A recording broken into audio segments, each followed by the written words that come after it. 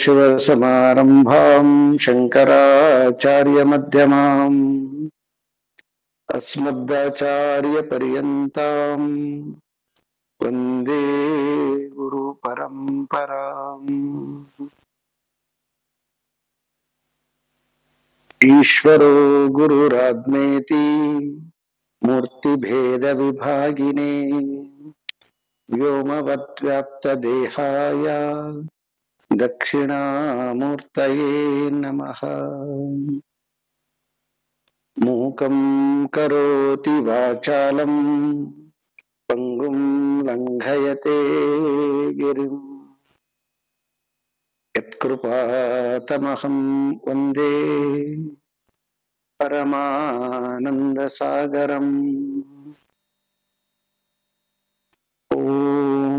ಸಹನಾ ಭವತು ಸಹನೌ ಭುನಕ್ತು ಸಹ ವೀರ್ಯಂ ಕರವಾವಹೈ ತೇಜಸ್ವಿನಾವಧೀತಮಸ್ತು ಮಾ ವಿದ್ವಿಷಾವಹೈ.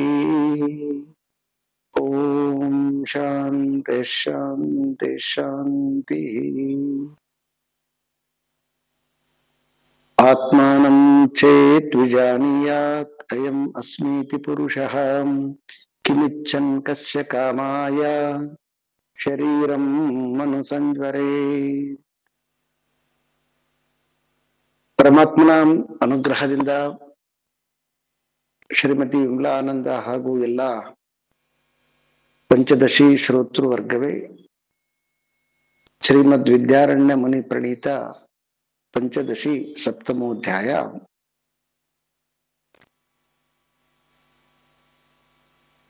ಈ ಸಪ್ತಮ ಅಧ್ಯಾಯದಲ್ಲಿ ವಿಶೇಷವಾಗಿ ಈಗ ನಾವು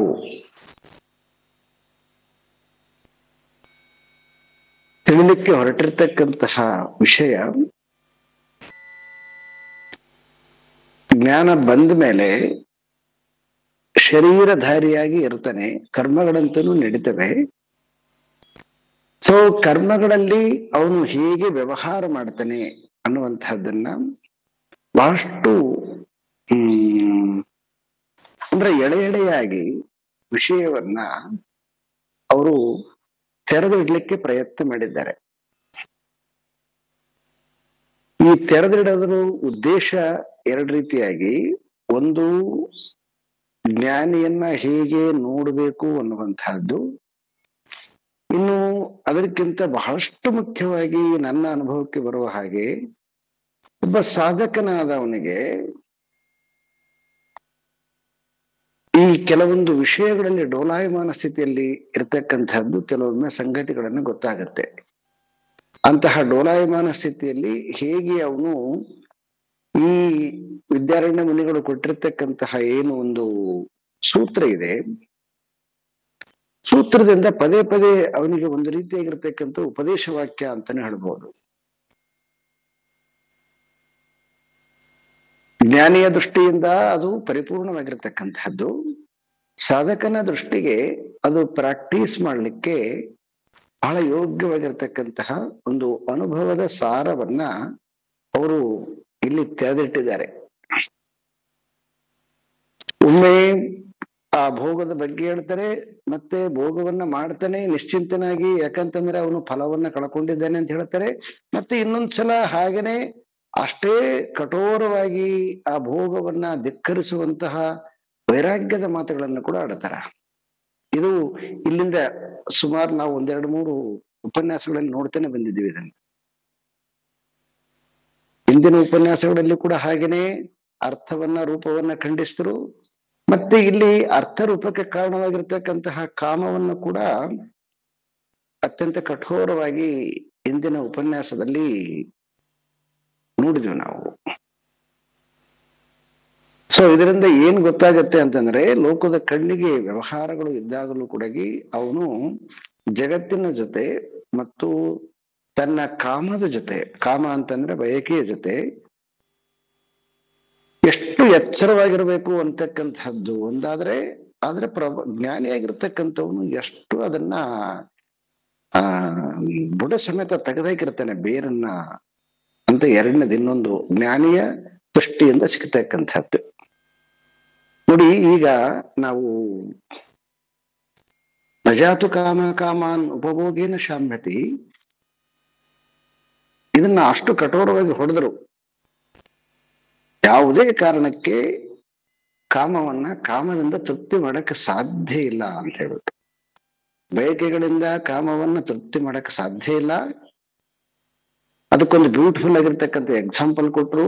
ಹೆಂಗ ಸೊ ಅಗ್ನಿಗೆ ಹೆಂಗ ತುಪ್ಪವನ್ನು ಸುರಿದಾಗ ಅದು ಶಾಂತವಾಗ ಬದಲು ಇನ್ನಷ್ಟು ಅಗ್ರಿವೇಟ್ ಆಗತಕ್ಕಂಥದ್ದನ್ನ ಬಹಳ ಸೊಗಸಾಗಿ ತೋರಿಸ್ತಾರೆ ಅವರು. ಈಗ ನೆಕ್ಸ್ಟ್ ನೋಡಿ, 148 ಶ್ಲೋಕದಲ್ಲಿ ಏಕ್ದಮ್ ಆಗಿ ಅಪೋಸಿಟ್ ಆಗಿ ಮಾತನಾಡತಕ್ಕಂಥದ್ದು. ಪರಿಜ್ಞಾಯೋಪಭುಕ್ತೋ ಹಿ ಭೋಗೋ ಭವತಿ ತುಷ್ಟಯೇ ವಿಜ್ಞಾಯ ಸೇವಿತಶ್ಚೋರೋ ಮೈತ್ರೀ ಮೇತಿ ನ ಚೋರತಾಂ.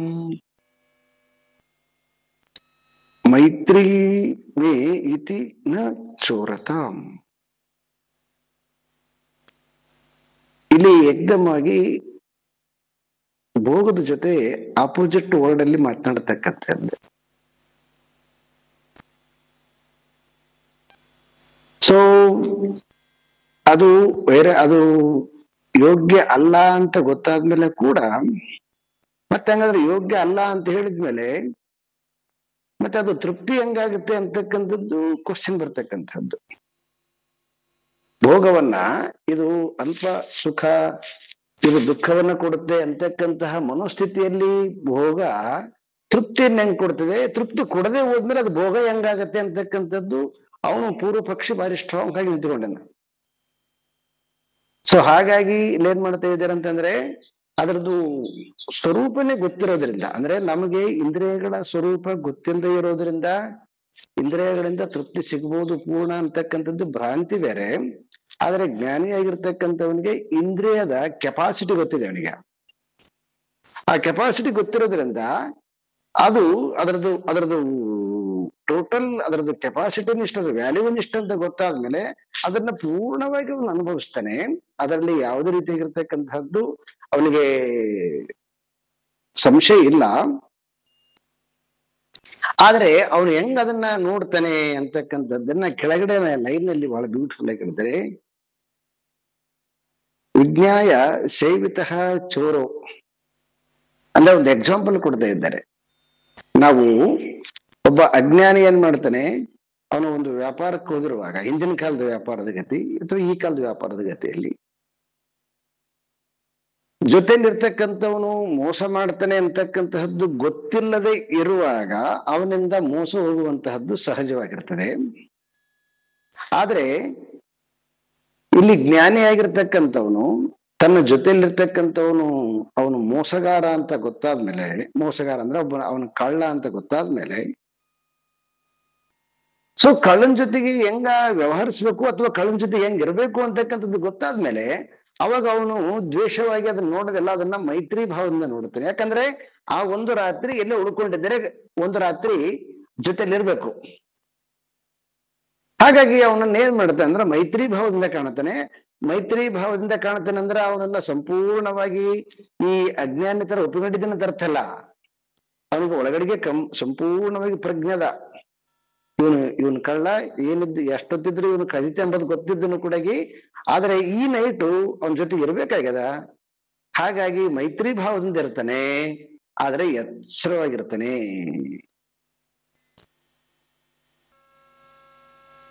ಇದು ವಿಶೇಷತೆ. ಇದು ಹಾಗೆ ನಾವು ಕೂಡ ಭೋಗವನ್ನ ಮಾಡುವಾಗ ಪ್ರಾರಬ್ಧವಶಾತ್ ಯಾವುದು ಪ್ರಾಪ್ತಿಯಾಗಿದೆಯೋ, ಗಂಡ ಹೆಂಡತಿ ಮಕ್ಕಳು ಬಂಧು ಜಾತಿ ಧರ್ಮ, ಸೊ ಇವೆಲ್ಲವೂ ಕೂಡ ಒಂದೇನೆ. ಇವೆಲ್ಲವನ್ನು ಕೂಡ ಏನ್ ಮಾಡ್ಬೇಕು ಅಂತಂದ್ರೆ ಇವೆಲ್ಲದರ ಜೊತೆಗೆ ವ್ಯವಹಾರ ಅಂತೂ ಮಾಡಲೇಬೇಕು. ಲೋಕಕ್ಕೆ ಒಂದಿಷ್ಟು ವ್ಯವಸ್ಥೆಗೆ ನಾವು ಗೌರವ ಕೊಡ್ಬೇಕು. ಆದ್ರೆ ಗೊತ್ತಿರ್ಬೇಕು ನಮಗ, ಗೊತ್ತಿದ್ದು ಔಟ್ರನ್ನ ಮಾಡಿದ್ವಿ ಅಂತಂದ್ರೆ ಅವಾಗ ನೋಡೋರ್ ಕಣ್ಣಿಗೆ ಕೂಡ ಚೆನ್ನಾಗಿ ಅನ್ಸುತ್ತೆ. ಮತ್ತೆ ನನ್ನೊಳಗಡೆಗೆ ಎರಡು ರೀತಿಯಿಂದ ತೃಪ್ತಿ, ಅತ್ಯಂತ ಚೆನ್ನಾಗಿ ಮಾಡಿದ್ನೆ ಅಂತಕ್ಕಂಥದ್ದು ತೃಪ್ತಿ, ಮತ್ತೆ ಮಾಡುವಾಗ ನಾನು ತುಂಬಾ ಪ್ರಜ್ಞಾಪೂರ್ವಕವಾಗಿದ್ನೆ ಅಂತಕ್ಕಂಥ ತೃಪ್ತಿ. ಸೊ ಈ ರೀತಿಯಾಗಿ ನಾವು ಭೋಗದ ಜೊತೆ ದ್ವೇಷವನ್ನ ಮಾಡದೆ ಸಖ್ಯ ಭಾವವನ್ನ ಬೆಳೆಸಿಕೊಂಡಿವಂತಂದ್ರೆ ಅದು ಇನ್ನೂ ಚೆನ್ನಾಗಿರುತ್ತೆ ಅಂತಕ್ಕಂತಹ ಒಂದು ಟಿಪ್ಸ್ ತರ ಕೊಡ್ತಾ ಇದ್ದಾರೆ ನಮಗೆ. ಈಗ ಮತ್ತೆ ಇನ್ನೊಂದು ಸಂಶಯ ಬರ್ಬೋದು, ಏನಂತಂದ್ರೆ ಹೀಗೆ ಯಾವಾಗ ನಾವು ಅವನು ಕಳ್ಳ ಅಂತ ಅನ್ಕೊಂಡು ಅಂತಂದ್ರೆ ಕಳ್ಳನ ಜೊತೆಗೆ ಹೇಗೆ ಸಖ್ಯ ಭಾವದಲ್ಲಿ ಇರಕ್ ಸಾಧ್ಯ ಅನ್ನುವಂಥದಕ್ಕ ಅದು ಪರಿಪೂರ್ಣವಾಗಿ ತೃಪ್ತಿ ಅಂತಕ್ಕಂಥದ್ದು ಹೆಂಗ್ ಸಿಗ್ಲಿಕ್ಕೆ ಸಾಧ್ಯ ಅನ್ನುವಂಥದ್ದು ಸಂಶಯ ಬರ್ಬೋದು. ಆ ಸಂಶಯಕ್ಕೆ ಒಂದು 149, 150 ಸೊ ಈ ಎರಡರಲ್ಲಿ ಒಂದಿಷ್ಟು ವಿಷಯವನ್ನು ತಿಳಿಸ್ತಾರೆ. ಮನಸೋ ನಿಗ್ರಹೀತಸ್ಯ ಲೀಲಾ ಭೋಗೋ ಅಲ್ಪಕೋಪಿಯಃ ತಮೇವ ಲಬ್ಧ ವಿಸ್ತಾರಂ ಕ್ಲಿಷ್ಟತ್ವಾತ್ ಬಹುಮನ್ಯತೆ. It is very important point. ನಿಗ್ರಹೀತಸ್ಯ ಮನಸಃ, ನಿಗ್ರಹೀತಸ್ಯ ಮನಸಃ ಅಂದ್ರೆ ನಿಗ್ರಹಿಸಲ್ಪಟ್ಟ ಮನಸ್ಸಿನಿಂದ ಲೀಲಾಭೋಗ ಅಲ್ಪಕೋ ಅಪಿ ಯಹ ಅಂದ್ರೆ ಆ ಅಲ್ಪವಾಗಿರ್ತಕ್ಕಂತಹ ಭೋಗ ಅದು ದೀರ್ಘವಾಗಲ್ಲ. ಈಗ ನಮಗೆ ಯಾಕೆ ದೀರ್ಘ ಆಗತ್ತಂತಂದ್ರೆ ಈಗ ಒಂದು ಜಾಮೂನ್ ತಿಂತೀವಿ, ಜಾಮೂನ್ ತಿನ್ನುವಾಗ ಸುಖ ಆಗತ್ತೆ, ಕರೆಕ್ಟ್. ಆದ್ರೆ ಆ ಜಾಮೂನು ತಿಂತ ನಮ್ಮ ಮನಸ್ಸು ಭೋಗವನ್ನ ದೀರ್ಘ ಹೆಂಗ್ ಮಾಡತ್ತೆ ಅಂತಂದ್ರ ಇದು ಮತ್ತೆ ನಾಳೆಗಿದ್ರೆ ಚೆನ್ನಾಗಿರುತ್ತೆ, ನಾಳೆಗೆ ಸಿಕ್ಕರೆ ಚೆನ್ನಾಗಿರುತ್ತೆ, ನಾಳೆಗೆ ಸಿಕ್ಕರೆ ಚೆನ್ನಾಗಿರುತ್ತೆ ಅಂತಕ್ಕಂಥದ್ದು ನಮ್ಮ ಒಳಗಡೆಗೆ ಭೋಗ ಆದ ತಕ್ಷಣಕ್ಕೆ ಮತ್ತೆ ಅನದರ್ ಒಂದು ಥಾಟ್ಸ್ ಬರುತ್ತೆ. ಇದು ಏನು ಅಜ್ಞಾನದ ಭೋಗ ವಿಸ್ತಾರ. ಆದ್ರೆ ಜ್ಞಾನಿಗೆ ಆ ಭೋಗ ವಿಸ್ತಾರ ಆಗೋದಿಲ್ಲ, ಅವ್ನು ನಾಳೆ ಬಯಸೋದಿಲ್ಲ. ಯಾಕೆ ಅಂತಂದ್ರೆ ಅವನನ್ನ ನಾಳೆ ಬೇಕು ಆಗ್ಲಿ, ಅದರಲ್ಲಿ ವಿಪರೀತ ಬಯಕೆ ಆಗ್ಲಿ ಇಲ್ಲ ಅವನಿಗೆ. ಪ್ರಬದ್ಧವಶಾತ್ ಅದನ್ನು ಮುಗಿಸ್ಬೇಕಾಗ್ಯದ. ಹಾಗಾಗಿ ಇಲ್ಲಿ ಅಲ್ಪ ತೃಪ್ತಿ ಅಂತಕ್ಕಂಥದ್ದು 2 ಟೈಪ್ ಆಫ್ ದಿ ತೃಪ್ತಿ. ಇಂದ್ರಿಯದ ತೃಪ್ತಿ ಕಾಮನ್ ಆಗಿ ಇರ್ತದ, ಅದು ಜ್ಞಾನಿಗೆ ಅಜ್ಞಾನಿಗೆ ಬೋತ್ ಸೇಮ್ ಇರ್ತದ. ಆದ್ರೆ ಅಜ್ಞಾನಿಗೆ ಮನಸ್ಸಿನಿಂದ ಅದನ್ನ ದೊಡ್ಡದ್ ಮಡಿಕಂತಾನ, ಚಿಕ್ಕದ್ ಮಡಿಕಂತಾನ. ಜ್ಞಾನಿ ಅಲ್ಲಿ ಕಂಪ್ಲೀಟ್ ಆಗಿ ಕಟ್ ಮಾಡಿಬಿಟ್ಟಿದ್ದಾನೆ. ಇಷ್ಟೇ ವ್ಯತ್ಯಾಸ ನೋಡ್ರಿ. ಅವನಿಗೆ ಇನ್ನೊಮ್ಮೆ ಸಿಗುತ್ತನ್ನೋದಾಗ್ಲಿ, ಇನ್ನೊಮ್ಮೆ ಬೇಕು ಅಂತಕ್ಕಂಥದ್ದಾಗ್ಲಿ ಮನಸ್ಸಿನಿಂದ ಅದನ್ನು ವಿಸ್ತಾರ ಮಾಡೋದಿಲ್ಲ. ಇದು ಭೋಗ ವಿಸ್ತಾರ. ಆದ್ರೆ ಅಜ್ಞಾನಿಗೆ ಅದು ಭೋಗ ವಿಸ್ತಾರ ಆಗತ್ತೆ, ಜ್ಞಾನಿಗೆ ಅದು ಭೋಗ ವಿಸ್ತಾರ ಆಗೋದಿಲ್ಲ. ಹಾಗಾಗಿ ಭೋಗಿಸಲ್ಪಡ್ತಕ್ಕಂತಹದ್ದು ಇಂದ್ರಿಯ ವಿಷಯಗಳು, ಅಲ್ಲಿ ಅವನು ಅಜ್ಞಾನಿ ತರನೇ ಪೂರ್ಣವಾಗಿ ಅದನ್ನ ಅನುಭವಿಸ್ತಾನೆ. ಯಾಕಂತಂದ್ರೆ ಭೋಗ ಮಾಡುವಾಗ ಇಂದ್ರಿಯಗಳ ವ್ಯಾಪಾರಗಳು ಅವು ಅನೈಚ್ಛಿಕ ಕ್ರಿಯೆಗಳು. ಅವ್ರನ್ನ ವಿಡ್ರಾ ಮಾಡ್ಕೊಳಕ್ ಬರೋದಿಲ್ಲ. ಇನ್ವಾಲಂಟರಿ ವರ್ಕ್ ಮಾಡತಕ್ಕಂಥ ಸಿಸ್ಟಮ್ ಅದು. ಇದು ಅದ್ಯಾವುದೋ ಒಂದು ಪಿಕ್ಚರ್ ಅಲ್ಲಿ ಉಪೇಂದ್ರ, ಅದ್ಯಾವ್ದು ನನ್ನ ನೆನಪಿಲ್ಲ, ಅದನ್ನ ಚೆನ್ನಾಗಿ ಅದನ್ನ ತೋರಿಸಿದ್ದಾನೆ ಕೆಲವೊಂದನ್ನ. ಅಂದ್ರೆ ಅವು ಆ ಬೇಕು ಬೇಡ ಮುಖ್ಯ ಅಲ್ಲ, ಬೇಕು ಬೇಡ ಅಂತಕ್ಕಂಥ ಸೆಕೆಂಡ್ರಿ. ಒನ್ಸ್ ಅಗೇನ್ ನೀವು ಭೋಗಕ್ಕೆ ಇಳಿದ್ ಬಿಟ್ರಿ ಅಂತಂದ್ರೆ ಅವಾಗ ಇಂದ್ರಿಯ ಮತ್ತು ವಿಷಯಗಳ ಘರ್ಷಣೆ ಅದು ಅನ್ಕಂಟ್ರೋಲ್, ಅದು ತನ್ನ ಕಂಪ್ಲೀಟ್ ಮುಗಿತನಕ್ಕೂ ಕೂಡ ಅದು ಪೂರ್ಣ ಆಗುತ್ತದು.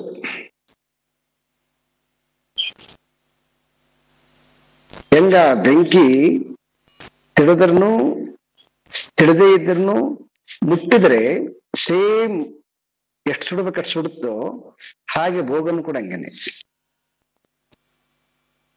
ಹಾಗಾಗಿ ಇಂದ್ರಿಯಗಳ ಮುಖಾಂತರ ಮಾಡುವಂತಹ ಭೋಗದಲ್ಲಿ ಒಂದೇ ರೀತಿಯಾಗಿದೆ. ಆದರೆ ಆ ಇಂದ್ರಿಯಗಳನ್ನ ಭೋಗಿಸಲ್ಪಡ್ತಕ್ಕಂತಹ ಮನಸ್ಸು ಸೇರ್ಕೊಂತಂದ್ರೆ ಅದು ಅಜ್ಞಾನ ಕಾಲದಲ್ಲಿ ವಿಸ್ತಾರವಾಗುತ್ತೆ, ಜ್ಞಾನಿಗೆ ಅದು ವಿಸ್ತಾರವಾಗೋದಿಲ್ಲ. ಇಷ್ಟೇ ವ್ಯತ್ಯಾಸ.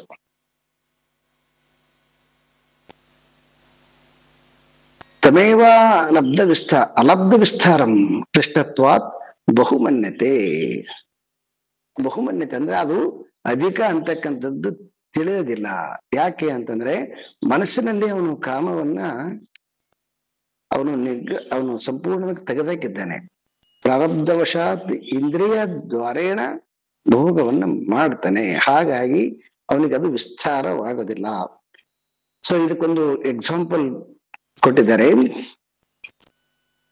ಬದ್ಧ ಮುಕ್ತೋ ಮಹೀಪಾಲೋ ಗ್ರಾಮ ಮಾತ್ರೇಣ ತುಷ್ಯತಿ ಪರೈಃ ನ ಬದ್ಧೋ ನಾಕ್ರಾಂತೋ ನ ರಾಷ್ಟ್ರಂ ಬಹು ಮನ್ಯತೆ.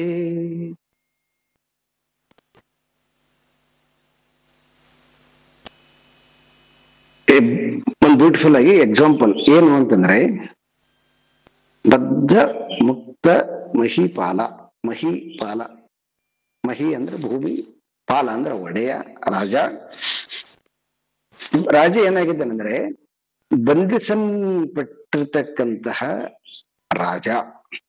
ಯುದ್ಧ ನಡೆದಾಗ ಆ ಎದುರಿಗಿರ್ತಕ್ಕಂತಹ ರಾಜ ಬಲಿಷ್ಠನಾಗಿದ್ನ, ಅವನ ಸೈನ್ಯ ಬಲಿಷ್ಠವಾಗಿತ್ತಂದ್ರೆ ಅವಾಗ ಇವನು ನ್ಯಾಚುರಲ್ ಆಗಿ ಯುದ್ಧದಲ್ಲಿ ಸೋಲ್ತಾನ. ಆದ್ರೆ ಯಾವಾಗ ತಾನು ಸಂಪೂರ್ಣವಾಗಿ ಸೋಲ್ಕಿಂತ ಗೊತ್ತಾದಾಗ ಅವಾಗ ಕೆಲವೊಂದು ಸಂದರ್ಭಗಳಲ್ಲಿ ಅವರು ತಪ್ಸಳಕ್ಕೂ ನೋಡ್ತಾರ. ತಪ್ಸಳಕ್ ಹೊಂಟಾಗ ಅವಾಗ ಸೈನಿಕರು ಅವನ್ನ ಹಿಡಿತಾರ. ಅದನ್ನ ಸೆರೆ ಸಿಕ್ಕ ರಾಜ ಅಂತ. ಸೆರೆ ಸಿಕ್ಕಿರ್ತಕ್ಕಂತಹ ರಾಜ ಬದ್ಧ ಮುಕ್ತ ಮಹಿಪಾಲ.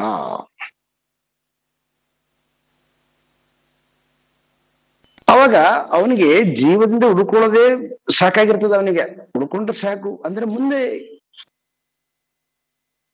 ಮಾಡ್ಬೋದೇನಾದ್ರು, ಸತ್ತೋದ್ರೆ ಏನ್ ಮಾಡಕ್ಕಾಗತ್ತೆ ಅಂತ ಎರಡು ರೀತಿಯಿಂದ ಯುದ್ಧದ ನೀತಿಗಳು.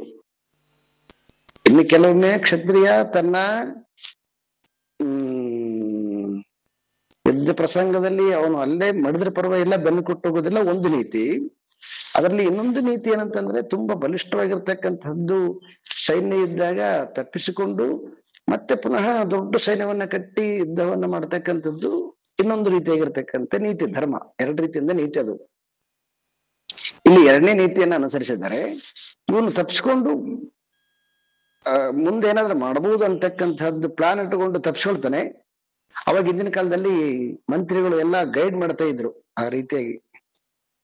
ಈಗ ಅಷ್ಟೇ ನಾವು ಪ್ರಯತ್ನ ಮಾಡಿದ್ರು ಈ ಗೆಲ್ಲಕ್ ಸಾಧ್ಯ ಇಲ್ಲ, ನಾವು ತಪ್ಪಿಸ್ಕೊಂಡು ಮತ್ತೆ ನಾವು ತಯಾರಾಗಿ ಬರ್ಬೋದು ಅಂತಕ್ಕಂಥದ್ದನ್ನ ಗೈಡ್ ಅವರು ಸಲಹೆ ಕೊಟ್ಟಾಗ ರಾಜ ಆ ರೀತಿಯಾಗಿ ವರ್ತನೆ ಮಾಡುವಾಗ ತಪ್ಪಿಸ್ಕೊಳ್ತಾನೆ. ಅವಾಗ ಅವನನ್ನ ಸೈನಿಕರು, ಅಪೋಸಿಟ್ ಸೈನಿಕರು ಅವನನ್ನ ಸೆರೆ ಹಿಡಿತಾರೆ. ಸೆರೆ ಹಿಡಿದಾಗ ಆ ಸೆರೆ ಸಿಕ್ಕಿರ್ತಕ್ಕಂಥವನು, ಆ ಸೆರೆ ಸೆರೆ ಹಿಡಿದಿರ್ತಕ್ಕಂಥ ಏನು ಸೈನಿಕ ರಾಜ ಇರ್ತಾನಲ್ಲ, ಅಪೋಸಿಟ್ ರಾಜ, ಅವನು ಇವನ ಮೇಲೆ ಕರುಣೆ ತೋರಿ ಜೀವದಾನದ ಜೊತೆಗೆ ಒಂದಿಷ್ಟು ಗ್ರಾಮಗಳನ್ನ ಕೊಟ್ಬಿಟ್ಟು, ಆಯ್ತು ಇದು ನೀನ್ ರಾಜ್ಯ ಮಾಡಿಕೊಂಡಿರು ಅಂತಂದಾಗ ಅವಾಗ ಅವನಿಗೇನಾಗುತ್ತೆ, ಅವನಿಗೆ ಅಷ್ಟು ಖುಷಿಯಾಗಿ ಬಿಡ್ತದ ಅವನಿಗೆ. ಯಾಕಂತಂದ್ರೆ ಸಿಚುವೇಶನ್ ಹಂಗಿರ್ತದೆ ಅವನಿಗೆ. ಆ ಸಿಚುವೇಶನ್ ಹಂಗಿರೋದ್ರಿಂದ ಅವನು ಅಷ್ಟು ದೊಡ್ಡ ಇಡೀ ಎಂಪೈರಿಗೆ ಅಷ್ಟು ದೊಡ್ಡ ರಾಜ್ಯಕ್ಕೆ ರಾಜನಾಗಿರ್ತಕ್ಕಂಥವನಾಗಿದ್ರು ಕೂಡ ಈಗ ಸೋತಿರೋದ್ರಿಂದ ಜೀವನದ ಉಳ್ಕೊಳ್ಳೋದೇ ಕಷ್ಟ ಅಂತ ಅನ್ನುವಾಗ ಒಂದು 4 ಗ್ರಾಮ ಕೊಟ್ಬಿಟ್ರೆ ಏನಾಗುತ್ತೆ ಅವನಿಗೆ, ಭಾರಿ ಖುಷಿಯಾಗಿ ಬಿಡ್ತದ ಅವನಿಗೆ. ಇದನ್ನ ಏನ್ ತೋರಿಸ್ತಾ ಇದ್ದಾರೆ, ಇದನ್ನ ಜ್ಞಾನಿಯಾಗಿರ್ತಕ್ಕಂಥವನು ಭೋಗದಲ್ಲಿ ತೃಪ್ತಿ ಅಂತಕ್ಕಂಥದ್ದು ಹೇಗಿರುತ್ತೆ ಅಂತಕ್ಕಂಥದ್ದು. ಪರಹೀನ ಬದ್ಧ ನ ಕ್ರಾಂತೋ ನ ರಾಷ್ಟ್ರಂ ಬಹುಮನ್ಯತೆ. ಅದೇ ಯಾರಿಗೆ ಸಿಗದಿರ್ತಕ್ಕಂಥ ರಾಜ್ಯ ಇರ್ತಾನಲ್ಲ ಅವನಿಗೆ ಆ ರಾಜ್ಯ ಸುಖ ಆಗೋದಿಲ್ಲ. ಅವನಿಗೆ ತನ್ನ ರಾಜ್ಯ ಇಷ್ಟು ದೊಡ್ಡ ರಾಜ್ಯ ಇದ್ರೂ ಕೂಡ ಅದ್ರ ಜೊತೆಗೆ ಇನ್ನೊಂದು ಬಂದರೂ ಕೂಡ ಸುಖ ಆಗೋದಿಲ್ಲ. ಯಾಕೆ ಅಂತಂದ್ರೆ ಅವನು ಅದರಲ್ಲಿ ಬಯಕೆ ಅದ ಅವನಿಗೆ, ಹಾಗಾಗಿ ಅದು ಸುಖ ಆಗೋದಿಲ್ಲ. ಯಾವಾಗ ಜೀವನನೇ ಕಳ್ಕೊಳ್ತೀನಿ ಅಂತಕ್ಕಂಥ ಸ್ಥಿತಿಯಲ್ಲಿದ್ದಾಗ ಜೀವದಾನದ ಜೊತೆಗೆ ಒಂದು 4 ಗ್ರಾಮ ಕೊಟ್ಬಿಟ್ರೆ ಅವನಿಗೇನಾಗುತ್ತೆ, ತೃಪ್ತಿ ಆಗುತ್ತೆ. ಆ ರೀತಿಯಾಗಿ ಜ್ಞಾನಿಯಾಗಿರ್ತಕ್ಕಂಥವನು ಭೋಗದಲ್ಲಿ ತೃಪ್ತಿಯನ್ನ ಪಡ್ತಾನೆ ಅಂತಕ್ಕಂಥದ್ದು.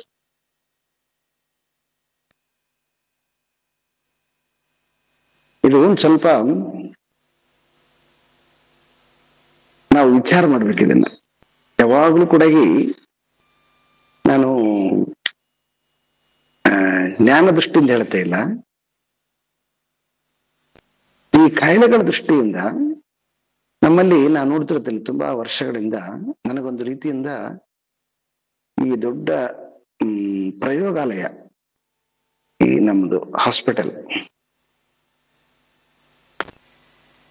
ಕೆಲವೊಂದು ಪೇಷಂಟ್ ಬರ್ತಾರ, ಅವ್ರಿಗೆ ಒಂದ್ ಬಹಳ ದೊಡ್ಡದೇನು ಪ್ರಾಬ್ಲಮ್ ಇರಂಗಿಲ್ಲ.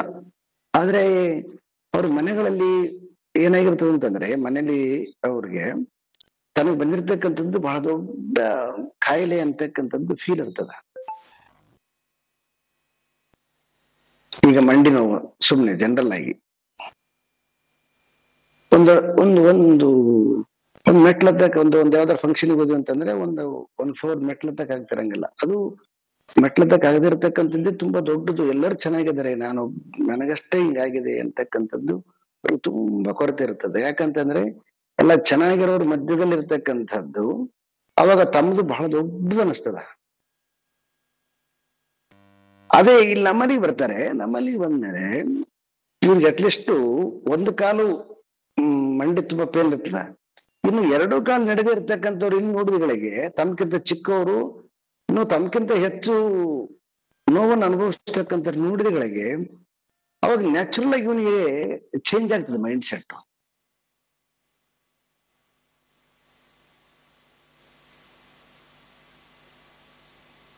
ಸೊ ಹಾಗೆ ಈ ಜಗತ್ತಿನಲ್ಲಿ ತೃಪ್ತಿ ಅಂತಕ್ಕಂಥದ್ದು ಅದು ಹೇಗೆ ಅಂತಕ್ಕಂಥದ್ದು ಭಾರಿ ಸೋಜಿಗೆ. ಅದನ್ನ ಅಳತೆ ಮಾಡಕ್ಕೆ ಬರೋದಿಲ್ಲ ತೃಪ್ತಿಯನ್ನ.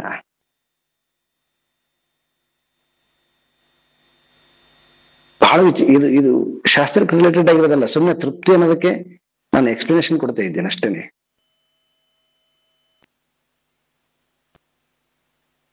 ಸುಮ್ಮನೆ ವಿಚಾರ ಮಾಡಿದಾಗ ಗೊತ್ತಾಗತ್ತ. ಅದಕ್ಕೆ ಅದ್ರದ್ದು ಟೋಟಲಿ ನಮ್ಗೇನಂದ್ರೆ ಅದ್ರದ್ದು ಟೋಟಲಿ ಐಡಿಯಾ ಇಲ್ಲ. ಆ ಟೋಟಲಿ ಐಡಿಯಾ ಇಲ್ಲದೆ ಇರೋದ್ರಿಂದನೇ ಇದು ತೃಪ್ತಿಯೇನೋ ಅದು ತೃಪ್ತಿಯೇನೋ ಹಿಂಗಿದ್ರ ತೃಪ್ತಿಯೇನೋ ಅಂತ ವಿಚಿತ್ರವಾಗಿರ್ತಕ್ಕಂತಹ ಕಲ್ಪನೆಗಳು.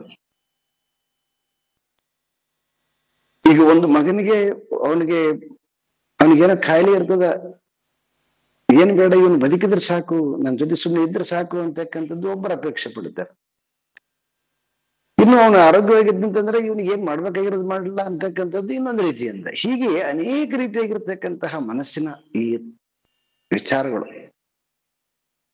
ಅದಕ್ಕೆ ತೃಪ್ತಿ ಅಂತಕ್ಕಂಥದ್ದು ಅದನ್ನ ಹೀಗೆ ಅಂತ ನಿಶ್ಚಯ ಮಾಡಕ್ ಬರೋದಿಲ್ಲ. ಅದೇ ಜ್ಞಾನಿ ಸ್ಟೇಟಸ್ ಅಲ್ಲಿ ಹೇಗೆ ಅಂತಕ್ಕಂಥದ್ದನ್ನು ತಿಳಿಲಿಕ್ಕೋಸ್ಕರ ಸಲುವಾಗಿ ನಮಗೆ ಅನೇಕ ಉಪಮಾನಗಳಿಂದ ತೋರಿಸ್ತಾ ಇದ್ದಾರೆ ಇಲ್ಲಿ. ಇಷ್ಟನ್ನ ಭೋಗ ಮಾಡುವಾಗ ಅದು ಅಲ್ಪ ಅಂತ ತಿಳಿದಾಗಲೂ ಕೂಡ ಅದರಲ್ಲಿ ಸ್ವಲ್ಪನೂ ಕೂಡ ಅತೃಪ್ತಿ ಇಲ್ಲದೆ ತೃಪ್ತಿಯಿಂದ ಜ್ಞಾನಿ ಪ್ರಾರಬ್ಧ ಕರ್ಮವನ್ನ ಕಳಲಿಕ್ಕೋಸ್ಕರವಾಗಿ ಕರ್ಮವನ್ನ ಮಾಡ್ತಾನೆ ಅಂತಕ್ಕಂಥದ್ದನ್ನ ಹೇಳಿದ್ರು. ಈಗ ಅವನು ಮತ್ತೆ ಆಕ್ಷೇಪ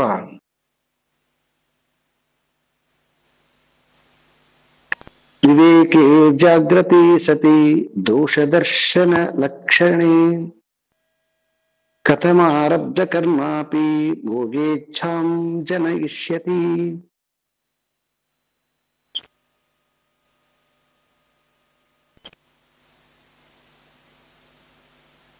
ವಿವೇಕೆ ಜಾಗೃತಿ ಸತಿ ಅಂದ್ರೆ ವಿವೇಕೆ ಜಾಗೃತಿ ಸತಿ ಅಂತಂದ್ರೆ ಜ್ಞಾನಿ ವಿಷಯಗಳಲ್ಲಿ ತಿಳುವಳಿಕೆಯನ್ನ ಹೊಂದಿರತಕ್ಕಂಥವನು, ವಿಷಯಗಳಲ್ಲಿ ದೋಷವನ್ನ ನೋಡಿರ್ತಕ್ಕಂಥವನು. ಭಾರಿ ಪ್ರಶ್ನೆ ಇದು ಒಂದು ಬ್ಯೂಟಿಫುಲ್. ಈಗ ಪ್ರಾರಬ್ಧ ಮಾಡ್ತಾನೆ ಅಂತ ಹೇಳ್ತಿರಲ್ವಾ, ಪ್ರಾರಬ್ಧ ಮಾಡ್ತಾನೆ ಅವಾಗ ಇಟ್ ಇಸ್ ರೈಟ್. ಅವನೇನ್ ಪ್ರಶ್ನೆ ಮಾಡ್ತಾನೆ ಇವಾಗಂದ್ರ ಇದು ಪ್ರಾರಬ್ಧ ವಶಾತ್ ಅಂತ ಗೊತ್ತಿದೆ, ಆದ್ರೆ ಜಾಗೃತದ ಮನಸ್ಸು, ಆದ್ರೆ ಪ್ರಾರಬ್ಧನ ಅನುಭವಿಸ್ಬೇಕಲ್ವಾ? ಯಾಕಂದ್ರೆ ಈ ದೋಷ ಅಂತಕ್ಕಂಥದ್ದು ಗೊತ್ತಾಗಿದೆ, ಜಾಗೃತಿ ಅಂತ ದೋಷ ಅಂತಕ್ಕಂಥದ್ದು ಗೊತ್ತಾಗಿದೆ. ಕಥಂ ಆರಬ್ಧ ಕರ್ಮ ಅಪಿ ಭೋಗಿ ಇಚ್ಛಾಂ ಜನಯಿಷ್ಯತಿ. ಅಲ್ಲಯ್ಯ, ಈಗ ಅದು ಅಲ್ಪ ಭೋಗ, ದೋಷದಿಂದ ಕೂಡಿರ್ತಕ್ಕಂಥದ್ದು, ವಿಷದಿಂದ ಕೂಡಿರ್ತಕ್ಕಂಥದ್ದು ಅಂತ ಸುಮಾರೆಲ್ಲಾನು ನನಗೆ ಹೇಳಿದಿ, ಒಪ್ಪಿಕೊಳ್ತೀನಿ ನಾನು. ಹಾಗೆ ಇದ್ದ ಮೇಲೆ ಅವನು ಭೋಗವನ್ನ ಹೇಗ್ ಮಾಡ್ತಾನ, ಭೋಗದಲ್ಲಿ ತೃಪ್ತಿಯನ್ನ ಹೆಂಗ್ ಕಾಣ್ತಾನ ಅಂತ ಕ್ವಶನ್. ಈಗ ಒಂದು ಹಿಂದೆ ಕೆಲವೊಂದು ಹೇಳಿದಿ, ಭ್ರಷ್ಟಾನ್ನ ಉಂಡಿರ್ತಕ್ಕಂಥವನು ವಿಷವನ್ನ ಯಾರು ಉಂಡಕ್ ಸಾಧ್ಯನಾ ಅಂತ ವೈರಾಗ್ಯ ದೃಷ್ಟಿಯಿಂದ ಆ ಪಾಯಿಂಟ್ ಕೂಡ ಕರೆಕ್ಟ್ ಅಪ್ಲೈ ಅದು. ಆದ್ರೆ ಇಲ್ಲಿ ಇವನು ಕೇಳ್ತಕ್ಕಂಥದ್ದು ಎಷ್ಟು ಸೂಕ್ಷ್ಮತೆ ಅಂತಂದ್ರೆ, ಜಾಗೃತನಾಗಿದ್ದೀಯ ಕರೆಕ್ಟ್, ಯಾಕಂತಂದ್ರೆ ನಿನಗೆ ವಿಪರೀತ ಭಾವನೆ ಇಲ್ಲ, ಕಾಮ ಅಂತಕ್ಕಂಥದ್ದಿಲ್ಲ, ಜಾಗೃತನಾಗಿದ್ದೀಯ, ಮತ್ತೆ ದೋಷವನ್ನ ನೋಡಿದ್ದೀಯ ವಸ್ತುಗಳಲ್ಲಿ. ಇಷ್ಟು ಜ್ಞಾನ ಎದ್ದ ಮೇಲೆ ಈಗ ಅಂತೂ ಪ್ರಾರಬ್ಧವಶಾತ್ ಅಂತೂ ಭೋಗ ಮಾಡ್ಬೇಕು. ಭೋಗ ಮಾಡುವಾಗ ಅದ್ರಿಗೆ ಹೆಂಗ ಮನಸ್ಸು ಲಗ್ನ ಆಗತ್ತೆ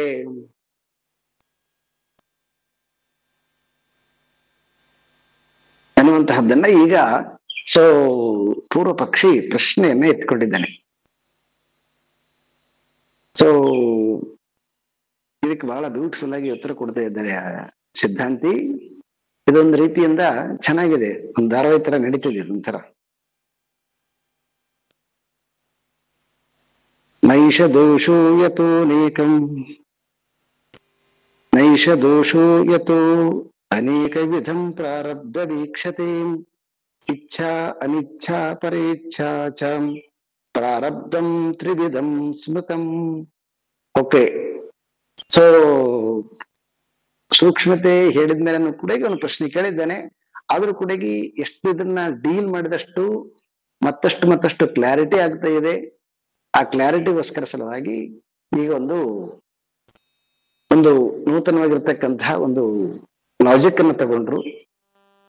ನೈಷ ದೋಷೋ ಯಥೋ ಅನೇಕ ವಿಧಂ ಪ್ರಾರಬ್ಧಂ ಈಕ್ಷತೆ. ಕರೆಕ್ಟ್, ದೋಷವನ್ನ ನೋಡಿದ ಮೇಲೆ ಭೋಗವನ್ನ ಅನುಭವಿಸುವಂತಹ ವಿಧಾನ ಇದೆ ಅಲ್ವಾ. ಆದ್ರೆ ಜ್ಞಾನಿಯಾಗಿರ್ತಕ್ಕಂಥವನಿಗೆ ನೀನು ಹೇಳಿದ ಹಾಗೆ ಅವನು ಭೋಗ ಅತೃಪ್ತಿ ಅಂತೂ ಮಾಡೋದಿಲ್ಲ.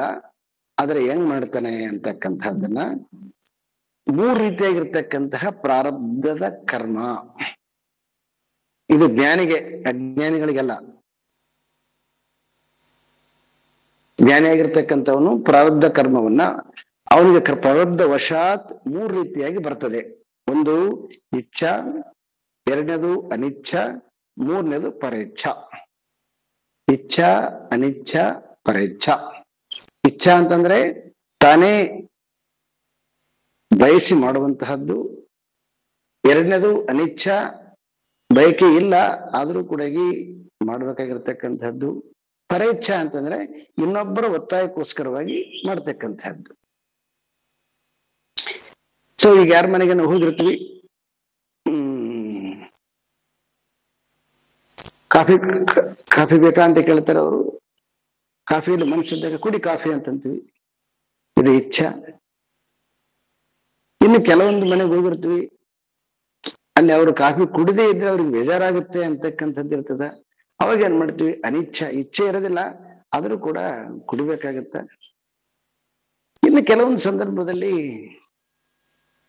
ಹೀಗೆ ಪಕ್ಕದವ್ರು ಇರ್ತಾರ, ಹೀಗೆ ನಡ್ಕೊಳ್ಳದವ್ರು ಬಿಟ್ರೆ ಅವ್ರಿಗೆ ಅನುಮಾನ ಬರುತ್ತೆ ಅಂತಂದ್ರೆ ಅವಾಗ ಅವನಿಗೋಸ್ಕರವಾಗಿ ಅವನು ಆ ರೀತಿಯಾಗಿ ವರ್ತನೆ ಮಾಡ್ತಾನೆ. 3 ರೀತಿಯಾಗಿರ್ತಕ್ಕಂತಹ ಪ್ರಾರಬ್ಧ. ಈ ಪ್ರಾರಬ್ಧ ಇಚ್ಛೆಯಿಂದ ಇರ್ತದೆ. ಇದು ಬಹಳ ಬ್ಯೂಟಿಫುಲ್ ಅದ ನೋಡ್ರಿ. ನಾ ಇಚ್ಛಲ್ಲ, ಇಚ್ಛೆ ಇರ್ತದ. ಇಚ್ಛೆ ಇರ್ತದಂದ್ರ ಅದು ಮಾಡ್ಬೇಕಾಗಿರ್ತದ. ಸೊ ಇದಕ್ಕೆ ಅವರು 3 ರೀತಿಯಾಗಿರ್ತಕ್ಕಂಥದಕ್ಕೆ ಎಕ್ಸ್ಪ್ಲೇನ್ ಕೊಡ್ತಾರ.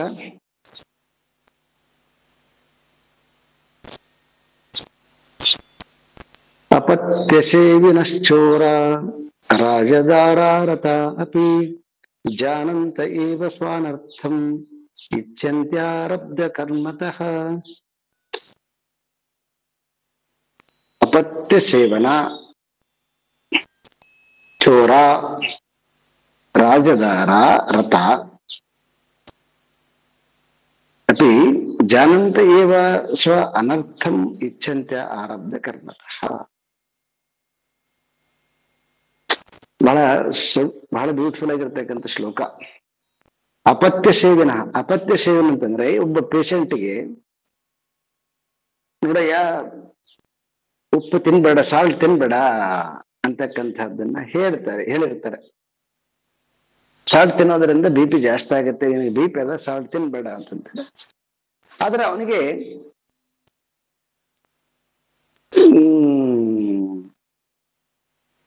ಸಾಲ್ಟ್ ತಿನ್ನದೇ ಇರಕ್ ಆಗೋದಿಲ್ಲ. ನಾಲಿಗೆ ತೃಷೆ ಅವನಿಗೆ ತೀವ್ರವಾಗಿರ್ತದ. ಅವಾಗ ಏನ್ ಮಾಡ್ತಾನ ಅವನು, BP ಏನಾರ ಆಗ್ಲಿ ಅಂತ ಪಥ್ಯವನ್ನ ಕೆಡಿಸ್ಕೊಂಡ್ಬಿಡ್ತಾನ. ಪಥ್ಯವನ್ನ ಬಿಟ್ಬಿಡ್ತಾನವ. ಮತ್ತೆ ಬಿಟ್ಟನಂತಂದಾಗ ಅವನಿಗೆ ಏನಾಗದೆ ಅಂತ ಅರ್ಥ ಅಲ್ಲ, ಅದಕ್ಕೆ ರೆಡಿ ಆಗಿದ್ದಾನ ಅವನು. ಉಪ್ಪು ಸಾಲ್ಟ್ ತಿಂದ ಮೇಲೆ BP ಜಾಸ್ತಿ ಆಗತ್ತೆ, ಮತ್ತೆ ಅದ್ರದ್ದೇನು ಎಫೆಕ್ಟ್ ಇದೆಯೋ ಆ ಎಲ್ಲ ಎಫೆಕ್ಟ್ ಅನ್ನ ಬಾಡಿ ಮೇಲೆ ಡಿಫೆಕ್ಟ್ ಆಗ್ಲಿ ಅಂತ ಹೇಳ್ಬಿಟ್ಟು ಈಸ್ ಅಕ್ಸೆಪ್ಟ್, ಒಪ್ಪಿಕೊಂಡಿದ್ದೇನೆ ಅವನು ಮನಸ್ಸಿನಲ್ಲಿ. ಒಪ್ಪಿಕೊಂಡು ನಾಲಿಗೆ ತೃಷೆಯನ್ನ ತೀರಕ್ಕಾಗ್ಲಾರದನ್ನೇ ತಿಂತಾನೆ. ಇದು ಒಂದು ರೀತಿಯಾಗಿರ್ತಕ್ಕಂಥದ್ದು, ಇಚ್ಛಾದಿಂದ ಮಾಡ್ತಕ್ಕಂಥದ್ದು ಅಂತ. ಇನ್ನು ಎರಡನೇದು ಚೋರ, ಕಳ್ಳ. ಅವನು ಕಳ್ತನ ಮಾಡಿನೇ ಜೀವಿಸ್ಬೇಕು. ಮತ್ತೆ ಕಳ್ತನಕ್ಕೆ ಹೋದಾಗ ಅವನಿಗೆ ಗೊತ್ತಿದೆ, ಇವತ್ತಿಲ್ಲ ನಾಳೆ ಸಿಕ್ಕಾಕೊಳ್ತೀನಿ ನಾನು. ಯಾಕಂದ್ರೆ ಸಿಕ್ಕಾಕೊಳ್ಳಬೇಕು ಒಂದ್ಸಲ. ಸಿಕ್ಕಾಕೊಳ್ಳೋರಕ್ ಸಾಧ್ಯನೇ ಇಲ್ಲ. ಯಾಕಂದ್ರೆ ಎಲ್ಲಾ ಸಮಯದಲ್ಲಿ ಅವನು ಜಾಗೃತನಾಗಿರಕ್ ಸಾಧ್ಯ ಇಲ್ಲ. ಆದ್ರೂ ಕೂಡ ಅವನು ತನ್ನ ವೃತ್ತಿಯನ್ನ ಬಿಡೋದಿಲ್ಲ. ಒಮ್ಮೆ ನಾನು ಇದರ ಕಳ್ಳತನಕ್ಕೆ ಮಾಡಿರತಕ್ಕಂಥದ್ದು ಶಿಕ್ಷೆ ಅನುಭವಿಸ್ಬೇಕು ಅಂತಕ್ಕಂಥದ್ದು ಗೊತ್ತಿರ್ತದೆ. ಗೊತ್ತಿದ್ದನ್ನು ಕೂಡ ಅವನೇನ್ ಮಾಡ್ತಾನೆ ಅಂತಂದ್ರೆ ಮಾಡ್ಬೇಕಾಗತ್ತೆ, ಮಾಡ್ತಾನೆ. ಇಸ್ ಅನಿಚ್ಛ. ಮೊದಲನೇದು ಪಥ್ಯವನ್ನ ತಪ್ಪಿ ತಿನ್ನುವಂತಹದ್ದು ಇಚ್ಛಾ.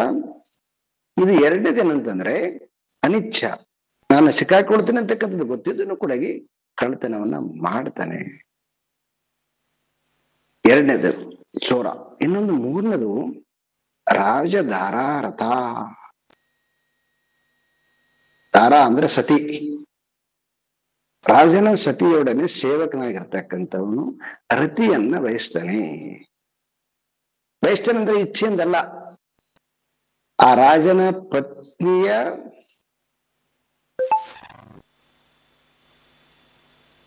ಆರ್ಡರ್ ಮೇರೆಗೆ ಅಲ್ಲಿ ರಾಜಗೃಹದಲ್ಲಿರ್ತಕ್ಕಂತಹ ಸೇವಕ ಆ ರಾಜನ ಪತ್ನಿಯ ಜೊತೆಗೆ ಅವನು ಭೋಗವನ್ನ ಮಾಡ್ತಾನೆ, ಸಂಘವನ್ನ ಮಾಡ್ತಾನೆ. ಇದು ಪರೇಚ್ಛ. ಅವನಿಗೆ ಗೊತ್ತದ, ರಾಜನಿಗೆ ಗೊತ್ತಾದರೆ ನನ್ನನ್ನ ಮರಣದಂಡನೆಗೆ ಶಿಕ್ಷೆ ಕೊಡ್ತಾನಂತ ಪಕ್ಕ ಗೊತ್ತದ ಅವನಿಗೆ. ಆದ್ರೆ ಆ ರಾಣಿ ಮಾತು ಕೇಳದೆ ಹೋದ್ರೆ ನನ್ನ ಅರಮನೆಯಿಂದ ಹೊರಗಡೆ ಹಾಕ್ತಾರೆ ಅಂತಕ್ಕಂಥದ್ದು ಭಯ. ಇದು ಇದು ಈ ತರದ್ದೊಂದು ಭೋಗ.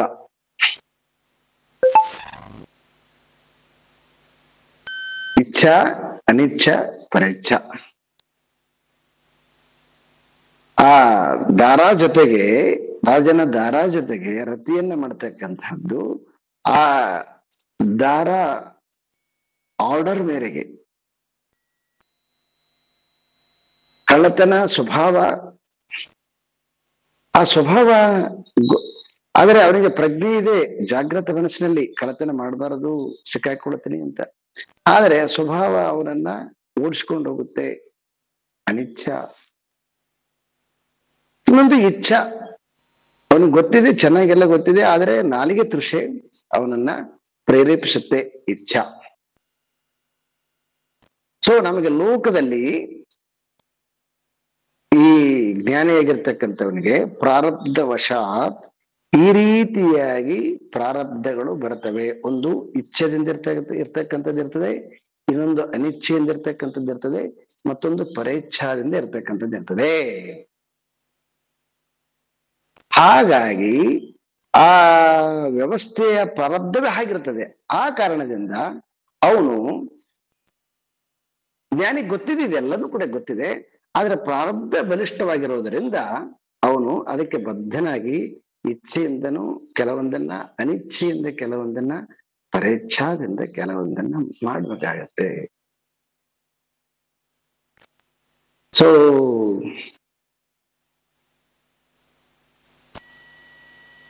ನಮ್ಮ ಇವರು ಯಾರು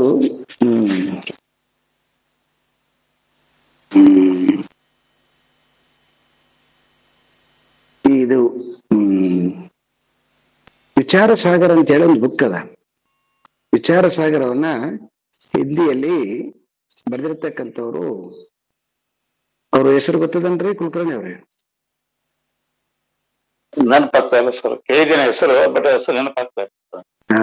ಅದೇ ಅದೇ ಕೃಷ್ಣ, ಕೃಷ್ಣ ಅಂತ ಹೆಸರು, ಕೃಷ್ಣ ಪ್ರೇಮ ಅಂತ. ಅಲ್ಲಲ್ರಿ, ಅಲ್ಲ, ಅದೇನು ಒಂದ್ ಸ್ವಲ್ಪ ಏನಿದೆ, ಬೇರೆ ಇದೆ, ನೋಡೋಣ. ಅವರು ಸಂಸ್ಕೃತದಲ್ಲಿ ಇರ್ತಕ್ಕದ್ದೆಲ್ಲವನ್ನ ಹಿಂದಿಗೆ ಬದಿರ್ತಕ್ಕಂಥವ್ರು. ಅದೆಂತ ಎಂತದಿದೆ, ಚೆನ್ನಾಗಿದೆ, ಹೇಳ್ತೀನಿ ಯಾವಾಗಾರ. ಇಲ್ಲಂದ್ರೆ ಯಾರಾರ ಇನ್ನೂ ಒಂದ್ಸಲ ಹೇಳಿ ನಾನು ಇದನ್ನ, ಮತ್ತೆ ಇನ್ನೊಂದ್ಸಲ ಹೇಳ್ತಾ ಇದ್ದೀನಿ. ಅವರು ಒಬ್ಬ ಗುರುಗಳ ಹತ್ರ ಚೆನ್ನಾಗಿ ಪಾಠ ವೇದಾಂತವನ್ನ ಕಲಿತಾರೆ. ಕಲ್ತ್ಮೇಲೆ ಆ ಗುರುಗಳಿಗೆ ಆ ಶಿಷ್ಯನ ಮೇಲೆ ಭಾರಿ ಪ್ರೀತಿ. ಯಾಕಂದ್ರೆ ಅಷ್ಟು ಚಾಣಾಕ್ಷಮತೆ ಇರ್ತಾನ. ಟೀಚರ್ಗೆ ಸ್ಟೂಡೆಂಟ್ ಯಾವಾಗ ಇಷ್ಟ ಆಗ್ತಾರಂದ್ರೆ ಅವನು ಏನ್ ಹೇಳ್ತಾನೆ ಅದನ್ನ ಗ್ರಹಿಸುವಂತಹದ್ದು. ಅವನು ಗ್ರಹಿಸ್ಬಿಟ್ರೆ ಇವನಿಗೆ ಆನಂದ ಆಗತ್ತೆ. ಆನಂದ ಅಂತಕ್ಕಂಥ, ತೃಪ್ತಿ ಅಂತಕ್ಕಂಥ ಎಲ್ಲಿದೆ ನೋಡಿ. ಹಾಗಾಗಿ ಸೊ ಅವನ ಮೇಲೆ ವಿಪರೀತವಾಗಿರ್ತಕ್ಕಂತಹ ಪ್ರೀತಿ ಬಂದು ಬಂದು ಕೊನೆಗೆ ಅವನು ವಿದ್ಯೆ ಎಲ್ಲ ಕಲ್ತ ಮೇಲೆ ಸೊ ಕೊನೆ ದಿವಸ ಹೊರಡುವಾಗ ಸೊ ಗುರುಗಳೇ ಅಂತೇಳಿ ಅವನಿಗೆ ಒಂದಿಷ್ಟು ಏನೋ ತಗೊಂಡು ಬಂದು ಅವರಿಗೆ ಗುರುದಕ್ಷಿಣೆ ಅಂತ ಕೊಟ್ಟು, ನನಗೆ ಗುರುದಕ್ಷಿಣೆ ಕೊಡ್ತಕ್ಕಂಥದ್ದಷ್ಟು ಯೋಗ್ಯತೆ ಇಲ್ಲ, ಸೊ ನಾನು ಶಾಸ್ತ್ರದಲ್ಲಿ ನನ್ನ ಜೀವನದಲ್ಲಿ ಹೆಂಗ್ ನಡಿಬೇಕು ಅಂತಕ್ಕಂಥದ್ದು ಉಪದೇಶ ಮಾಡಿದ್ರೆ ನನಗೆ ಉಪದೇಶ ಮಾಡಿ ಅನುಗ್ರಹಿಸಿ ಅಂತ ಹೇಳಿ ಬರ್ತಾನವ. ಆಗ ಗುರು ಏನ್ ಮಾಡ್ತಾನೆ ಅಂತಂದ್ರೆ, ನೋಡಯ್ಯ, ನನಗೆ ನೀನು ಗುರುದಕ್ಷಿಣೆ ಕೊಡ್ಬೇಕು ಅಂತಕ್ಕಂಥದ್ದು ನಿನಗೆ ಸಂಪೂರ್ಣವಾಗಿ ಇದೆಯಲ್ವಾ ಅಂತ ಕೇಳ್ತಾನೆ. ಹೌದು ಗುರುಗಳೇ, ನೀವು ಏನ್ ಕೇಳ್ತೀರಿ ಕೇಳಿ, ಕೊಡ್ತೀನಿ ನಾನು ಅಂತಂತಾನೆ ಅವನು. ಸೊ ಅವಾಗ ಆ ಗುರು ಏನ್ ಮಾಡ್ತಾನೆ, ನನಗೆ ಗುರುದಕ್ಷಿಣೆ ಅಂತ ನೀನು ಕೊಡೋದಾದ್ರೆ ನನಗೊಬ್ಬ ಮಗಳಿದ್ದಾಳೆ, ಅವಳನ್ನ ಮದುವೆ ಮಾಡಿಕೊ, ನೀನು ಅಳಿಯನಾಗಿ ನೀನು ಅವಳಿಗೆ ಗಂಡನಾಗಿರು, ಅದೇ ನನಗೆ ನೀನು ಕೊಡ್ತಕ್ಕಂತಹ ಗುರುದಕ್ಷಿಣೆ ಅಂತಂತಾನ. ಸೊ ಅವನಿಗೆ ಆಕ್ಚುಲಿ ಅವನು ಬ್ರಹ್ಮಚಾರಿ ಆಗಿರ್ಬೇಕಂತ ಅವನು ಅಪೇಕ್ಷೆ ಇರ್ತದೆ. ಇಲ್ಲಿ ಗುರುಗಳು ಮಾತು ಪ್ರಾರಬ್ಧ ನೀರಕ್ಕೆ ಬರೋದಿಲ್ಲ. ಸೊ ಅವಾಗ ಅವನು ಹೇಳ್ತಾನ, ಅಲ್ಲಿ ಅವನಿಗೆ ಇಚ್ಛೆ ಇಲ್ಲ, ಆದ್ರೂ ಕೂಡ ಅವನು ಓಪನ್ ಆಗಿ ಹೇಳ್ತಾನ, ಇಲ್ಲ ನಾನು ಬ್ರಹ್ಮಚಾರಿಗಿರ್ಬೇಕಂತ ನಾನು ಸಂಕಲ್ಪ ಮಾಡಿದ್ದೀನಿ, ನನ್ನ ಸಂಕಲ್ಪಕ್ಕೆ ನಾನು ಏನ್ ಮಾಡಕ್ ಆಗೋದಿಲ್ಲ, ಇಲ್ಲ ಇದನ್ನೊಂದು ಬಿಟ್ಟು ಬೇರೆ ಇನ್ನೇನಾದ್ರೂ ಕೇಳಿ ಅದನ್ನ ನಾನು ನಡೆಸ್ಕೊಡ್ತೀನಿ ಅಂತಂತೆ ನಾವು. ಸೊ ಅವಾಗ ತುಂಬಾ ಗುರುಗಳು ತುಂಬಾ ನಂತರ ಅಜ್ಞಾನದ ವ್ಯಾಮೋಹದಲ್ಲಿ ಇದ್ದಿಲ್ಲ ಅವರು ತುಂಬಾ ಕ್ಲಾರಿಟಿ ಇದ್ರು. ಸೊ ಅವಾಗ ಅವ್ರು ಹೇಳ್ತಾರೆ ಇಟ್ಸ್ ಓಕೆ ಫೈನ್, ಬಟ್ ಆದ್ರೆ ನಾನೇನು ಉಪದೇಶ ಮಾಡಿದ್ದೇನೋ, ಏನು ಪಾಠ ಮಾಡಿದ್ದೇನೋ, ಈ ಪಾಠದ ಅಕ್ಷರಗಳನ್ನ ರಿಪೀಟ್ ಮಾಡಬಾರ್ದು ನೀನು ಅಂತ ಹೇಳ್ಬಿಡ್ತಾರೆ ಅವ್ರು.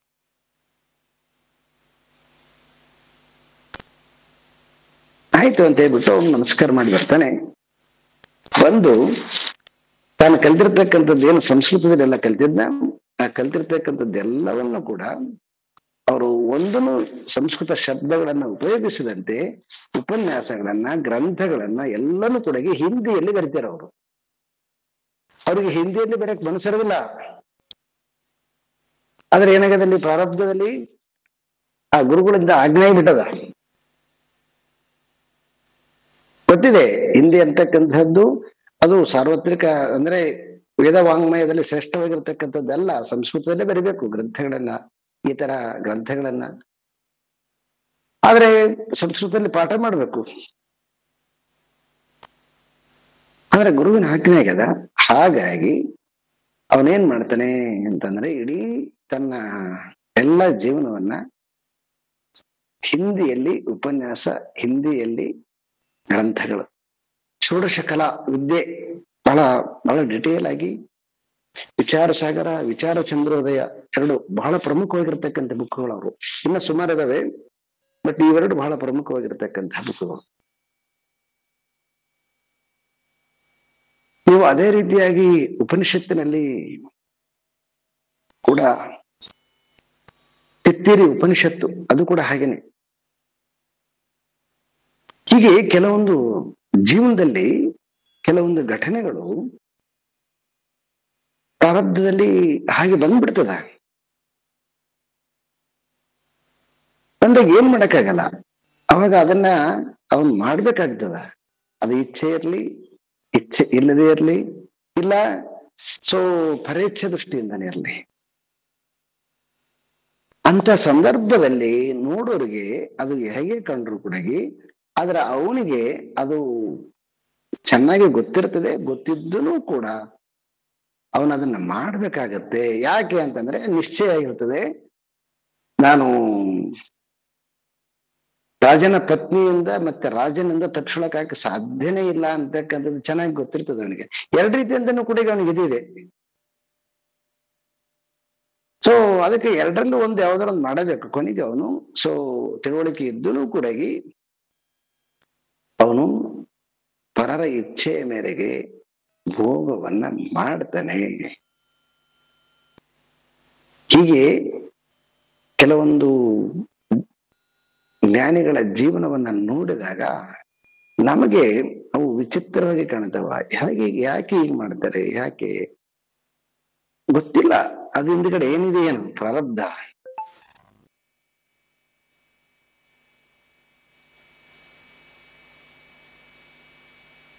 ಅವ್ರ ಹೆಸರು Nishchala Dasa sir. Yes, very good. Nishchala ದಾಸರು.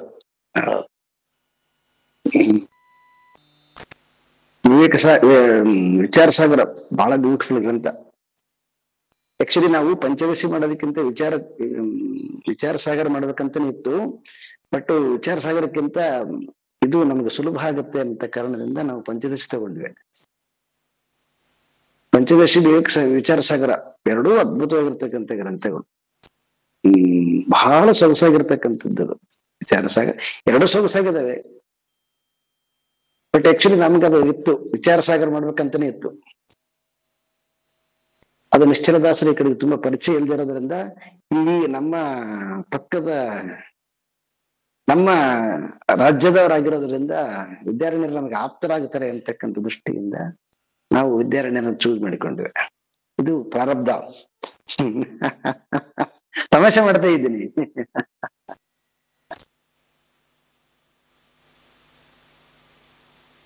ನಿಶ್ಚಲದಾಸರು ನೋಡಿ, ಅವರು ಕೊನೆ ತನಕ ಒಂದು ಸಂಸ್ಕೃತ ಶಬ್ದಗಳನ್ನು ಬಳಸಿಲ್ಲ ಅದ್ರಾಗ. ಅವರು ಇಡೀ ಹಿಂದಿಯಲ್ಲಿ ಸಾಹಿತ್ಯ ಹಾಗಾಗಿ ವೇದಾಂತ, ಶಂಕರ ವೇದಾಂತ ಹಿಂದಿಯಲ್ಲಿ ಇವತ್ತು ಆ ಕಡೆಗೆಲ್ಲನೂ ಕೂಡ ಈ ಸಂಸ್ಕೃತದ ಅವರ ಕೊರತೆ ಇರೋದ್ರಿಂದ ಆ ಕಡೆಗೆಲ್ಲ ಅರ್ಥ ಆಗಿರ್ತಕ್ಕಂಥದ್ದು ಕಾರಣ ಅದಕ್ಕೆ ನಿಶ್ಚಲ ದಾಸರು. ಯಾಕಂತಂದ್ರೆ ಯಾವಾಗಲೂ ಕೂಡ ಈ ಸಂಸ್ಕೃತದಕ್ಕಿಂತನೂ ಆಡು ಭಾಷೆಯಲ್ಲಿ ಶಾಸ್ತ್ರ ತುಂಬಾ ಅಂದ್ರೆ ಅದು ಹತ್ತಿರ ಆಗತ್ತೆ, ಮನಸ್ಸಿಗೆ ಅರ್ಥ ಆಗತ್ತೆ ಅದು ಅಂತ ಮಹಾನ್ ಕೆಲಸ. ಸೊ ನಿಶ್ಚಲ ದಾಸರಿಂದ ಅದು ನೋಡಿ ಪ್ರಸಂಗ ವಶಾತ್ ನಡೆದು ಸಂಸ್ಕೃತದಲ್ಲಿ ಮಾಡಿದ್ರೆ ಅನೇಕ ಮಹನೀಯರ ಜೊತೆಗೆ ಅವ್ರು ಬರುತ್ತಿದ್ರೇನೋ, ಆದ್ರೆ ಹಿಂದಿಯಲ್ಲಿ ಆಗಿರೋದ್ರಿಂದ ಅವ್ರು ವಿಶೇಷವಾಗಿ ಸೊ ನೋಟಿಸ್ ಸಿಗ್ತಾರ ನೋಡಿ. ಪ್ರಾರಬ್ಧ ಅಲ್ಲಿ ಹಿಂಸೆ ಅಂತ ಅನಿಸ್ತಿರ್ನು ಕೂಡ ಅದು ಇನ್ನೊಂದು ರೀತಿಯಾಗಿರ್ತಕ್ಕಂಥ ಲೋಕ ಕೆಲಸ, ಲೋಕ ಕಾರ್ಯದ ಕೆಲಸ.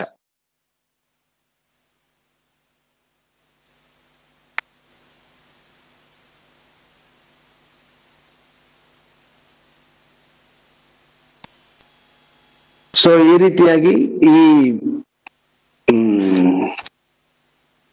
ಕರ್ಮಗಳು ಶ್ರೀರಾಮಚಂದ್ರ ಪ್ರಭು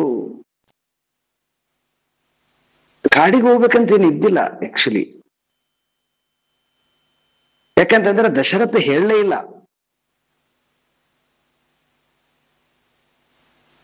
ಸೊ ದಶರಥ ಕೊನೆಗೆ ಭಾರಿ ಬ್ಯೂಟಿಫುಲ್ ಆಗಿ ಆ ಸನ್ನಿವೇಶ ಓದ್ಬೇಕು. ದಶರಥ ಮಹಾರಾಜ ಬೆಳಗ್ಗೆ ಹೇಳ್ತಾನೆ ನೋಡಿ, ತಂದೆಗೆ ವಯಸ್ಸಾಗಿ ಅರುಳು ಮರಳು ಬಂದು ಸೊ ಹುಚ್ಚು ಹಿಡಿದಿದೆ ಅಂತ ಹೇಳ್ಬಿಟ್ಟು ಕಾರಾಗೃಹದಲ್ಲಿ ಹಾಕು ಅಂತ ಹೇಳ್ತಾನೆ ಅವನು.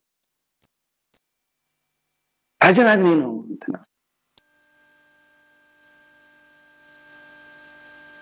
ಆದ್ರೆ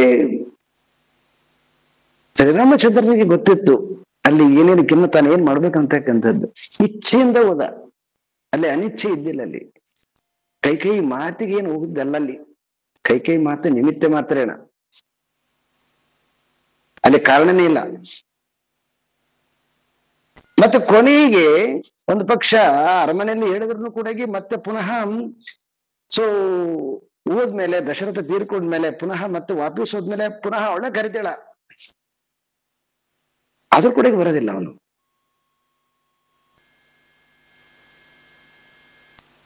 ಆ ಸನ್ನಿವೇಶ ಓದಿ ಎಲ್ಲಿ ಕೂಡ ವಾಲ್ಮೀಕಿ ಮಹರ್ಷಿಗಳು ದಶರಥ ಬಾಯಿಂದ ಬಂದಿದ್ದೇ ಶಬ್ದ ಇಲ್ವೇ ಇಲ್ಲ. ಕೈಕೈ ಕೊಟ್ಟಿರ್ತಕ್ಕಂಥದ್ದನ್ನ ಹೇಳ್ತಾನೆ ಬಿಟ್ರೆ ಸ್ವತಃ ದಶರಥ ನೀನ್ ಕಾಡಿಗೆ ಹೋಗಂತ ಹೇಳಂಗಿಲ್ಲ.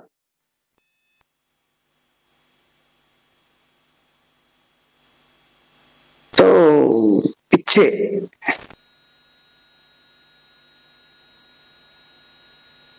ಮತ್ತೆ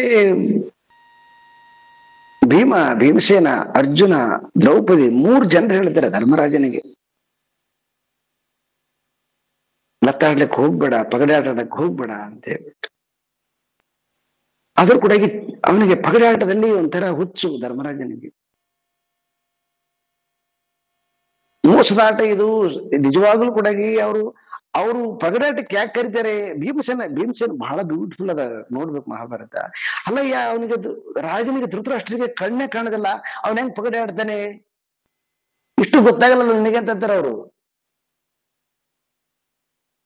ಮತ್ತೆ ದುರ್ಯೋಧನ ಯಾವಾಗಲೂ ಕೂಡ ಅವನು ನಿನ್ ಜೊತೆಗೆ ಯಾವಾಗಲೂ ಕೂಡ ಪಗಡೆ ಆಟದಲ್ಲಿ ಗೆದ್ದಿರೋದ್ ನೆನಪಿಲ್ಲ. ಹಿಂದೆ ಹಾಡುವಾಗ ಇಷ್ಟು ಗೊತ್ತಿದ್ದನು ಕೂಡ ಅವರು ಪಗಡೆ ಆಟಕ್ಕೆ ಯಾಕೆ ಕರಿತಾರ ಅಂತಂದ್ರೆ ಏನೋ ಕುತಂತ್ರದ ಹೋಗ್ಬೇಡ. ಏನ್ ಮಾಡ್ತೀಯ? ಅವನಿಗೆ ಆ ಪಗಡೆ ಆಟದ್ದು ಹುಚ್ಚು ಹೋದ. ಹೀಗೆ ಕೆಲವೊಂದು ವಿವೇಕ ಇದ್ದಾಗಲೂ ಕೂಡ ಸಂಗತಿಗಳು ವಿಚಿತ್ರವಾಗಿರ್ತವೆ. ಸೊ ಅವಕ್ಕೆಲ್ಲ ಕಾರಣ ಅನೇಕ ಬೇರೆ ಬೇರೆ ಇರ್ತವೆ.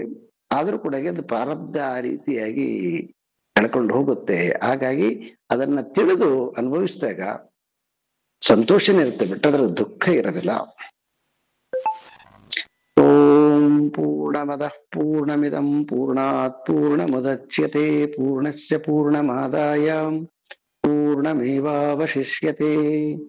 ಓಂ ಶಾಂತಿ ಶಾಂತಿ ಶಾಂತಿ.